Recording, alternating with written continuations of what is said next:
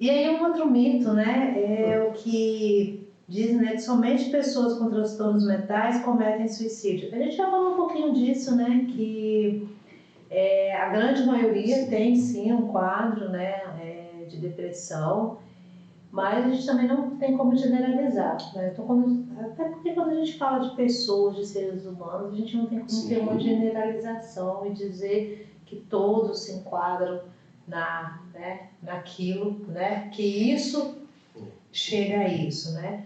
Então é um mito, né? Com certeza.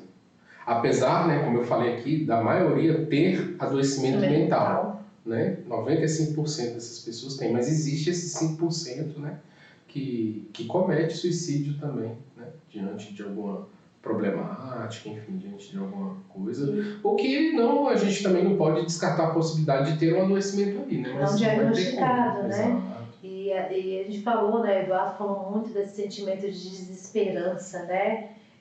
Que acomete muitas pessoas, né? Então tem pessoas que são acometidas desse sentimento, né? De, olha, não dá certo, para mim nada dá certo, não serve. Então, que necessariamente não, né? Muitas vezes pode estar ligado sim a um transtorno, mas não necessariamente, não tem realmente como fazer uma generalização. Sim. Vamos para outro mito? Vamos, amiga. Conversar sobre suicídio pode encorajar o ato? Nunca, nunca. É importantíssimo, essencial, né, que se fale, que se fale. A gente precisa, né, esse mês é um mês que a gente está falando sobre isso, e eu acho que é um dos maiores mitos e o que mais trazem prejuízo, porque a pessoa não deixa de falar. Se a pessoa deixa de falar, ela deixa de pedir ajuda. E se ela não pede ajuda, ela cai nas armadilhas, que a gente já falou aqui, né? De até acreditar que a morte seria a única solução. Então, jamais falar sobre suicídio vai estimular alguém ao suicídio. Eu acho que a melhor forma de você começar a prevenir o suicídio é falar sobre ele. Por isso que a ideia do Setembro Azul é peça ajuda. Do Setembro Amarelo, perdão. Do Setembro Amarelo é peça ajuda. Talvez para um amigo, talvez para um vizinho. Peça essa ajuda para que a partir disso você consiga, né, buscar outras ramificações dessa ajuda, buscar a ajuda técnica, vamos dizer assim, né, com médico, com psicólogo, enfim, com quem você precisar, para você não cometer o suicídio. Então, assim, tem que se falar de suicídio sempre. Existem até, amigo, eu estava assistindo outros vídeos aí, e aí uma médica falou que até há controvérsias com relação, assim, noticiário não publica, né, quando tem um suicídio, quando alguém cometeu um suicídio, né, a mídia não divulga em lugar público, porque eles acreditam que isso pode estar estimulando. Essa médica que eu estava assistindo o vídeo, ela falou que há uma controvérsia com relação a isso, porque eu não sei se publicar como a pessoa fez, mas publicar que aconteceu, eu acho que publicar que aconteceu é importante porque a gente está falando sobre suicídio, né? Então, de repente, o que não precisa publicar é como isso se deu, né? Como que foi feito, como que esse ato foi cometido. Mas eu acho que, né, falar sobre suicídio é importante. Talvez as mídias sociais tenham um papel muito importante nisso também, mas há muita controvérsia, né? O que a gente sabe hoje é que, assim, para se evitar essa possibilidade de estimulação, eles acabam não divulgando isso. A gente meio que fica sabendo de boca em boca, né? Que houve ali naquele lugar público X, a pessoa acabou se jogando daquele prédio ali, alguma coisa nesse sentido, né? Mas eu acho que é sempre importante falar, e de novo eu reforço, né? A campanha do Setembro Amarelo, ela vem para reforçar isso, mas independente de ser o Setembro Amarelo, é importante você falar sobre o suicídio. É importante falar sobre a dor, é importante falar, né, sobre esse sentimento que acomete tanta gente, que é a depressão. Então, não só, né, a gente sempre reforçar que não só em setembro, né, a gente tem que falar, nós da área de saúde, né, a gente tem que ter muito essa clareza de que a gente tem que trabalhar isso, a gente tem que estar atento a esses sinais, e uma forma até de alertar, quebrar com esse tabu, né, de que é uma vergonha ter alguém na família que tenha cometido ou ter tentado suicídio. Então, falar para que isso, né, seja desmistificado. Sim. E para que essas pessoas possam ser ajudadas e a gente consiga, né, diminuir essa estatística que é muito alta. É uma estatística muito alta. É verdade. O sexto mito qual é, amiga? O sexto, ele fala assim: suicídio é um ato de covardia, coragem ou falta de Deus no coração? Eu não vou nem chamar de mito, eu vou falar de balela, sabe? Isso é absurdo, é um absurdo isso, entendeu? Isso é extremamente absurdo. Isso é desencorajador, né? Isso é Você fala para a pessoa que ela é fraca, que ela, né, tem falta de Deus, de uma espiritualidade no coração dela, entendeu? Dá a impressão de que, assim, ela está fazendo isso porque ela, né, foi frustrada no mundo e por conta ela está fazendo isso que ela está querendo gerar dor nas pessoas. Não é. Não existe essa coisa da fraqueza. É como a gente já veio falando o podcast todo, né? Existe uma dor, existe um sofrimento que ela acredita que aquilo é a única solução. Ela não quer o resultado morte, ela quer o resultado se libertar daquele sofrimento, daquela dor, daquele vazio, né? O resultado é esse. E ela já tentou tantas coisas que, às vezes, ao longo do adoecimento como um todo, ela não acredita que tenha surtido um efeito que ela esperava, que ela vai cair nessas armadilhas de acreditar, não, isso aqui eu não tentei e eu acredito que esteja aqui. E me lembra, né, uma vez uma paciente minha com quadro de depressão já há muito tempo, e aquela pessoa, assim, eu diria que batalhadora mesmo, assim, para tentar sair daquele quadro. Aí uma das estratégias dela era fazer atividade física, fazer a terapia, tomar uma medicação. Então, ela começou a assumir um trabalho numa igreja, né? Ela começou a participar do evangelho, ela cantava, ela começou nisso, né? A se envolver, né? Até como também mais uma estratégia, né? E aí uma vez ela chegou aqui numa sessão e, assim, extremamente fragilizada, porque ela tinha ido, né, a uma missa, e nessa missa o padre falou que depressão era falta de Deus. Ai, que vontade de ir lá dar um soco na cara desse padre. Que é isso, sabe? Essa ideia, ela precisa ser mudada, sabe? Então, não é, sabe? E ela chegou assim, ela falou, nossa, Jane, eu faço o que eu posso, sabe? Eu me vejo assim, nessa briga constante com o meu adoecimento. E escutar uma coisa dessa, até de um padre, né? De uma pessoa onde a gente, teoricamente, a gente busca ser acolhido da nossa dor, a gente espera um acolhimento da nossa dor. Então, é importante falar, é importante conhecer. E eu falo, se não conhece, não fale. Exato. Né? Não fale. Às vezes, o outro, às vezes ele não precisa nem que eu dê algum retorno, às vezes ele só precisa ser ouvido. A pessoa, às vezes, ela não precisa. Só ser escutada, só ser escutada, ela só precisa de uma escuta. Né? Às vezes é muito mais importante para ela falar do que ela está sentindo do que ouvir o que você pensa a respeito. Assim, a gente fala busca ajuda, esse primeiro movimento de buscar ajuda pode ser qualquer pessoa justamente por isso. Eu entendo que a maioria das pessoas, inclusive até o próprio padre, que a intenção é ajudar. Eu não vejo muito assim da pessoa falar isso para desestimular. Acho que a ideia principal é de tentar tirar aquilo do suicida, vamos dizer assim. Mas aí eu faço um outro paralelo com a situação. Se você vê, de repente ali, você está passando uma faixa de pedestre e uma pessoa que estava passando com você foi atropelada e ela está caída no chão.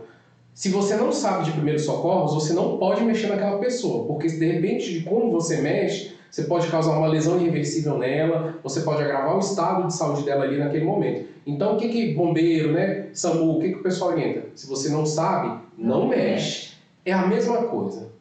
Se você não sabe como ajudar, às vezes, dá só a mão para aquela pessoa para procurar um psicólogo, para procurar um psiquiatra, só acolha, só escuta, como a gente falou aqui. Isso já vai ser importante, ao invés de você ficar falando que é falta de Deus, que você precisa viajar, que você é muito, não passa de um covarde, não sei o quê. Às vezes a gente entende que a ideia é ajudar. Imagina para um pai ver um filho, né, tentando suicídio. Ele vai se desesperar e ele vai querer ajudar aquela pessoa de qualquer forma. Mas se você não sabe ajudar, entendeu? Pega na mão dessa pessoa e vai buscar essa ajuda de quem consegue dar esse suporte técnico mesmo, esse suporte de ajuda, terapia, medicação, enfim, o que esse paciente precisar, né?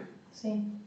Então nunca é isso, nunca é falta de Deus, nunca é covardia da pessoa, né? Nunca é um egocentrismo. O egocentrismo ele nunca está no ato de suicídio, entendeu?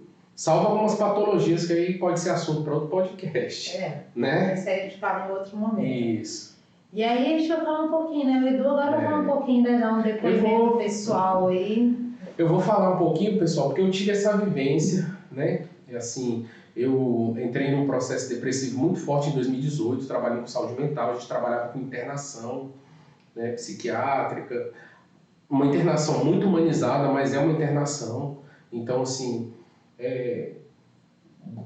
talvez menos de 1% dos pacientes que se internam, eles se internam de uma forma preventiva, né? A internação ela é usada como algo remediativo. Então, assim, é muito comum o paciente tentou um autoextermínio, ele sai do hospital e vai para a internação, né? Já que a gente está falando de suicídio, né? Ele tentou, não teve sucesso, vai para a internação. E é um trabalho muito denso, né? Assim, é um trabalho muito denso. E não tem como você, às vezes, não é que você pega o adoecimento do paciente para você, mas você acaba adoecendo. Você acaba entrando no processo de adoecimento. E eu entrei num processo depressivo muito forte. E o meu processo não se deu assim. O marco que eu percebi do meu adoecimento foi em 2018. Mas esse processo, ele já vinha de um tempo. Eu tinha passado por algumas situações em nível de relação social conflituosa, passado por algumas frustrações, algumas decepções. Mas eu lembro que o marco foi em 2018, assim, quando eu busquei essa ajuda em 2018. E aí se deu esse processo de medicação, de terapia. Mas eu lembro que, assim, para mim era muito nítido, porque eu cheguei a ter uma ideação suicida. Primeiro eu tive essa coisa do pensamento de morte, de ficar descrente. A energia que eu tinha era para o meu trabalho. Então, assim, eu fazia a entrega no meu trabalho ali para cuidar dos pacientes. Em casa eu só queria dormir. Eu dormia sábado, domingo, entendeu? Gostava de tomar cervejinha para dormir. E assim, não saía, não fazia nada. Era aquela coisa mesmo, assim, em casa eu trabalho para casa, né? E aí foi quando eu fui buscar essa ajuda, mas assim, quando eu fui buscar essa ajuda, eu já estava com a ideação suicida. Então, assim, na época eu morava no 8º andar. O apartamento tinha tela por causa das minhas crianças, né? Eu olhava para a tela, eu olhava e falava assim, acho que daqui é certeiro que se eu me jogar. Mas ao mesmo tempo vinha um pensamento para mim assim, não, mas vai dar muito trabalho, vai dar a polícia, vai dar não sei o quê, pode ser que meus filhos vejam, né? E aí essa ideia saía. Daqui a pouco eu dirigi no meu carro, eu não sei se vocês lembram, depois pode ser até que apareça a foto, é uma foto muito séria assim, do menininho, eu sei que é na África, assim, o menino passando fome e o urubu do lado, assim, só esperando o menininho morrer para poder, né, comer daquela carne. É uma foto muito forte. Dizem que o fotógrafo, tem até um filme, que o fotógrafo fez essa foto, ele cometeu suicídio. E aí tem um filme sobre isso, e a forma como ele cometeu esse suicídio foi, ele pegou uma mangueira, né, e enfim, eu tô comentando isso, pessoal, porque eu pensava nisso, tá? Não é no intuito de ensinar, não. Mas ele pegou uma mangueira, ligou o carro e colocou essa mangueira dentro do carro, porque aquele gás que solta do carro, aquilo ali te sufoca sem você sentir, então você vai sentir só um sono. Então algumas vezes eu cheguei a pensar, né, eu cheguei a olhar, pessoal, a largura do escapamento do meu carro e de pensar numa mangueira, porque de repente eu pudesse fazer isso também, que talvez seria uma coisa indolor, seria uma coisa rápida, indolor, né? Até que eu não consegui. Então eu fui buscar ajuda. Dr. William Silvestrini, que tratou de mim, né, começou a me medicar. Eu tive resistência com medicação, eu cheguei a parar um tempo, porque às vezes a medicação que você toma te dá um pouco de efeito colateral. E aí eu cheguei a parar. Parei de uma forma correta, mas não era o momento de parar. Então, assim, eu fiz o desmame, mas eu percebi que eu estava de novo... eu não gosto de usar esse termo, mas assim, a gente fala, né, recaindo, é um termo muito comum. Os pacientes mesmos falam, né? Eu recaí na depressão, mas talvez o termo nem seja recair, mas enfim. Eu comecei a me sentir depressivo de novo, então eu voltei, né, com a medicação e eu falei, não, realmente eu preciso desse tratamento. E pra gente não é fácil, né? A gente que é da saúde mental, aceitar que a gente está adoecido, né? Então, assim, eu voltei pro tratamento, comecei um processo terapêutico, mas eu vi que eu precisava de uma coisa a mais para mim, eu precisava buscar alguma atividade terapêutica. Então, na época, meu filho fazia judô, eu deixava ele no judô e comecei a fazer musculação. Aí, só que a musculação, assim, eu terminava o treino, a sensação que eu tinha de que eu não tinha liberado nenhuma endorfina, eu não tava com aquela sensação de dever cumprido, nem nada. E aí eu sempre gostei, e isso já era 2019, assim, o tratamento medicamentoso eu precisei por um ano. Então, em 2019, eu conheci o jiu-jitsu. E aí eu fui fazer uma aula experimental de jiu-jitsu em 2019 e até hoje eu treino jiu-jitsu. Continuei no tratamento com o Dr. William Silvestrini, continuei fazendo as terapias e comecei a treinar meu jiu-jitsu. Até que chegou um dia em que o Dr. William falou assim, abre aspas mesmo, ele falou assim, ó, o teu tratamento agora é o jiu-jitsu, você não precisa mais de remédio, ele fez o desmame, tive alta do processo terapêutico também e falou, olha, agora é você o jiu-jitsu. E hoje eu treino jiu-jitsu, assim, eu nunca competi, não quero competir, mas assim, eu tenho uma gratidão muito grande pelo jiu-jitsu, sabe? Porque é o que me mantém bem, é o que me mantém são, eu continuo trabalhando com saúde mental, tem dia que o trabalho é mais denso, tem dia que é mais dinâmico, mas eu vou pro jiu-jitsu, tomo muita porrada, entendeu? Mas eu saio de lá, assim, extasiado. Eu costumo, às vezes eu chego no jiu-jitsu bocejando de sono, cansado de tanto trabalhar, e eu costumo falar que eu saio de lá querendo abraçar as pessoas. Então, assim, esse foi o meu caminho, né, com relação à minha depressão, a forma como eu reagi, e é o que me mantém são. Então, durante o tratamento, você que está com depressão, você que está nesse processo de adoecimento, que está com esse pensamento de morte, as coisas elas vão acontecer. A gente não consegue precisar o tempo, né? A gente não pode falar daqui 6 meses você vai estar bem, daqui 1 ano você vai estar bem. Mas se você fizer o que tem que ser feito, você vai ficar bem. E a gente sabe, né, que não é um processo fácil, mas possível, sim. Né? E olha, eu costumo dizer, né, o jiu-jitsu salva vidas, né? Ele salvou a minha vida, o jiu-jitsu, assim, é mais comum a gente ver o jiu-jitsu que tirou ali aquela criança da periferia, né, que o jiu-jitsu, enfim, né? Mas o jiu-jitsu, ele salvou a minha vida, assim, o jiu-jitsu, ele entrou como algo, assim, muito importante na minha vida. Eu devo muito aos senseis que eu tive, né, sensei Cleito, agora o sensei Gabriel, o professor Germano, eles é que me mantêm hoje com saúde. Tenso, né, amiga? Tenso. Mas é verdade, é verdade. E é o que o Edu falou, né? O profissional de saúde, às vezes, é um pouco mais difícil se aceitar, mas somos humanos, somos pessoas, temos nossas dores, temos nossas limitações. Né? Então, e o tratamento, ele tá aí. Sim, e assim, além do tratamento, pessoal, porque às vezes assim, você aceitar que está adoecido é muito importante, mas você vai entender ao longo do processo, né, que não é suficiente, né? Que não é suficiente. De repente, só a medicação e a terapia uma vez por ano não vai ser suficiente. Então é importante que você busque atividades terapêuticas, né? O jiu-jitsu ele me ajuda muito. Eu faço um trabalho que também vai ser tema para outro podcast, talvez a gente tenha um convidado também, de meditação. Então, todo ano eu costumo ir lá na Chapada dos Veadeiros fazer um trabalho de meditação muito importante. Isso me mantém também com saúde, me mantém até com a mente mais fortalecida para poder encarar essa coisa da saúde mental do dia a dia. Para eu conseguir, sabe, a Gestalt fala, né, que a gente pode chorar com o paciente, não literalmente, mas hoje em dia eu consigo fazer esse choro com o paciente e consigo me manter bem. Então, assim, a energia que me suga, né, o que vai me minando, então eu vou recuperando essa energia que eu vou gastando ali na saúde mental, eu vou recuperando no jiu-jitsu, eu vou recuperando na meditação, entendeu? Então uma coisa vai sempre sendo reposta. Pode ser que eu adoeça de novo um dia? Pode ser, né? A gente não tem certeza. Em psicologia eu trabalho muito com pode, com talvez, né? Porque apesar de ser uma ciência, ela não é uma ciência exata. Então, pode ser que eu adoeça, mas pode, mas vai ter a minha vivência de eu já ter experienciado, então provavelmente eu vou estar mais esperto. E tem essa coisa das atividades terapêuticas, tem esse processo de, vamos chamar assim, de manutenção, né, da minha saúde mental. E precisamos, né, precisamos nos manter, né, atentos a nós mesmos. Viver bem dá trabalho. Exatamente. Viver bem é trabalhoso. Sim. E eu acho que a terapia, né, amiga? A terapia vai mostrar para onde você pode se fortalecer. Então, né, de novo, usando o meu exemplo, foi o jiu-jitsu, foi a meditação. A minha amiga, ela come pizza quando ela tá triste. Mentira, brincadeira, né? Não é pizza. Eu como de tudo quando eu tô triste. Né? Mas assim, talvez a terapia ela te mostre esse caminho também, de qual é a tua vibração, o que vai te manter são. Porque talvez, né, no futuro você receba alta como eu recebi. Não fica preocupado com isso não. Eu sempre falo que o tratamento ele vai levar o tempo que for necessário e esse tempo não vai coincidir com o que você quer. E o processo ele é único, né? O processo ele é individual. Cada um tem seu processo, cada um tem seu tempo, né? Então, deixando aqui, né, a gente está aí caminhando para finalizar mais uma conversa, Sim. né?